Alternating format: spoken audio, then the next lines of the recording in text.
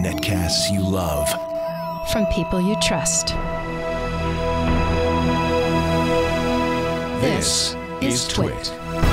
Bandwidth for iFive for the iPhone is provided by CacheFly at CacheFly.com.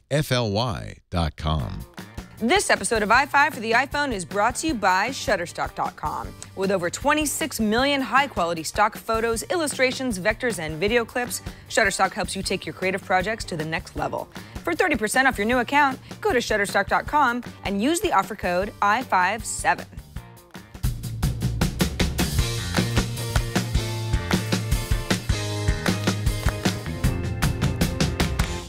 Oh, happy Monday to all of you, and happy whatever day you happen to be watching this, if you're not watching it on Mondays when the show usually comes out. Welcome to another delightful episode of iFive for the iPhone, in case you didn't know where you were. This is the show where we pick the 5 best iPhone apps, news, tips, and tricks, and share them with you. I'm Sarah Lane, I am your cruise director, and I hope you've taken some Dramamine. Number 1. So we've all gotten used to the Pandora model of content. You know, you listen to music that you're in the mood for, and if you don't like what's served up, you give it a thumbs down, and then the service gets smarter over time. News apps follow this model too. I've been using the newsreader Zite in this way. If you like what you read, the app will show you more content like that in the future. Now, an app called Swell Radio does the same for audio news. So you start listening to what Swell plays. If you like the news, great, you're just listening. This is a download from the BBC. If not, you swipe to move ahead. Now, if you swipe ahead within the first 20 seconds, Swell considers you not interested in that topic and will target future news categories accordingly. Swell also takes into consideration your location. So someone in Los Angeles might be more interested in a musician being profiled on KCRW, which is an indie radio station down there. Maybe somebody in Detroit, not as much. The design of Swell is nice. You can skip ahead, you can skip back. You can scrub to a specific moment in the broadcast. You can go into your topics and choose a topic you're in the mood for, or just let Swell give you endless content. One little thing that kind of bugs me about the whole thing, though, is skipping forward is currently the only way to tell Swell, yeah, I don't really like a story about rhino horn poaching. I heard that one this morning. But what if I'm just not in the mood right then? What if it's just a little too early in the morning for me to hear about that? I'd like a distinction between not now and never. Otherwise, I love Swell. It is absolutely free. And for that, I think you'll love it too.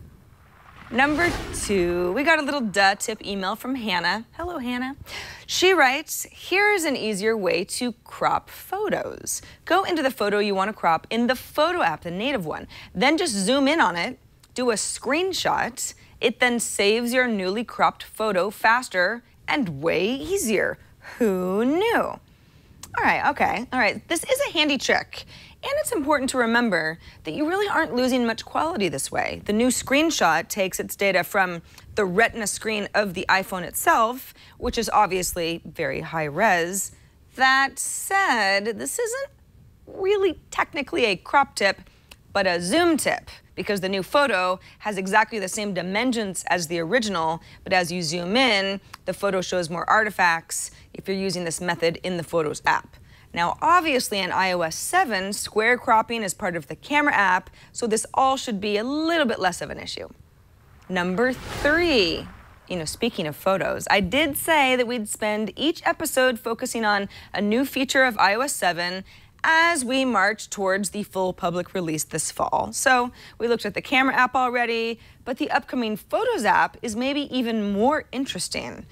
The Photos app will now include Moments, which is a tool that automatically organizes your photos in your camera roll into what it considers logical events. A lot like how iPhoto collections work for all you OS X users. When it comes to sharing, AirDrop is built right in, so you can share photos easily with all your buddies. iCloud photo sharing has been improved too. You can share your photos into other photo streams, and other people can share into your photo streams. There's just so much sharing. And if you're just looking at the design itself, the whole thing looks different, of course, to match iOS 7's new look as well. I, for one, very excited. may come as a bit of a surprise to some of you, but I take a lot of photos on my iPhone. And anything that cleans up this sad sack of future Instagram favorites is a good thing. This episode of iFive for the iPhone is brought to you by Shutterstock.com. At Shutterstock.com, you can find the perfect image or video for your next creative project, whether it's for your website, some sort of publication, an advertisement, maybe you're making a video, or any other type of project. Choose from over 26 million high-quality stock photos, illustrations, vectors, and video clips. Shutterstock reviews each image individually for content and quality before adding it to its library. But many contributors to Shutterstock are professional photographers and artists, so the quality is great. Also, Shutterstock is adding 10,000 images per day. So every time you visit, you're guaranteed to find something new and cool. You can choose individual image packs. You can choose a monthly subscription for the best deal, which is downloading 25 images a day with a standard subscription. And you can download any image in any size and pay one price. Lots of flexibility. Shutterstock gives you the images you need to bring your creative projects to the next level, and it's easy. You've got sophisticated search tools, a new spectrum tool. You can search for images by color spectrum. That's awesome. You can share images via lightboxes with other members of your team. And Shutterstock has an award-winning iPad app. It's actually my favorite way to browse for images. Beautiful iPad app as well. Shutterstock is a complete global offering. They've got multilingual customer service with dedicated reps, full-time customer support throughout the week to help you. You can try Shutterstock today by signing up for a free account. No credit card needed. Just start an account and begin using Shutterstock to help imagine what your next project could look like. When you decide to purchase, use the offer code iFive7. That's IFIVE and then the number 7. And new accounts will receive 30% off any package. That's Shutterstock.com. And for 30% off new accounts, use the offer code iFive7. Number 4. Last week, I asked all of you for answers to the perplexing issue of there not being a dictionary app, at least not one I could find, to look up words without first highlighting them in iOS. Well, the dictionary app still doesn't exist. You guys looked under every nook and cranny, but I did get a ton of great options, like this email from Jonathan, who writes, you can, number 1, ask Siri, define elephant. Here's what I found. That's his favorite. Hadn't even thought about that. Siri uses Wolfram Alpha to give you back a definition. Number 2, highlight a word and select define. So we know that. Number 3, use Spotlight to search the web. Or number 4, jailbreak your iPhone and use Spot Dict. Probably your least favorite, says Jonathan, but the best answer. Jonathan, it's true that we tend to stay away from jailbreaking tips here on iFive because to talk about the pros and the cons and the support issues would kind of just be a whole nother show. But every once in a while, it's good to be reminded that there are workarounds for those of you that want to free yourselves from the shackles that are iOS federal prison. Finally, number 5, you guys are on the tip fire this week, so I'm just gonna stay on the train. Got an email from Jordan who writes, have you ever been stuck endlessly scrolling through the different pages of emoji trying to find the right one, but realizing the one you actually want is back on the first page of icons in that group?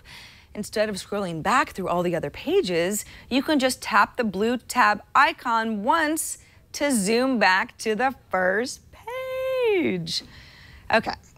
I'm not sure I'd ever say that emoji navigation is something I'm lost in, but I do like my emojis, and it's definitely something I find myself scrolling through a lot. Like, where was the turtle? Where was the frog? A one-tap jump back is a nice little feature I didn't know about. Did you? Okay, let's everybody thank Jordan together. Thanks, Jordan. And that will unfortunately do it for this episode of iFive. If you know somebody who has an iPhone and might like a show like this, maybe they switching over from BlackBerry eventually, show them how to subscribe to the show at twit.tv/iFive, or just search for us in their favorite podcast app. Maybe you can suggest one of your own. Email us at iFive@twit.tv, leave us a voicemail at 614 on iFive, or send us a video with an app review of your own. I'm Sarah Lane, And we'll see you right here next week on iFive for the iPhone. Lane out.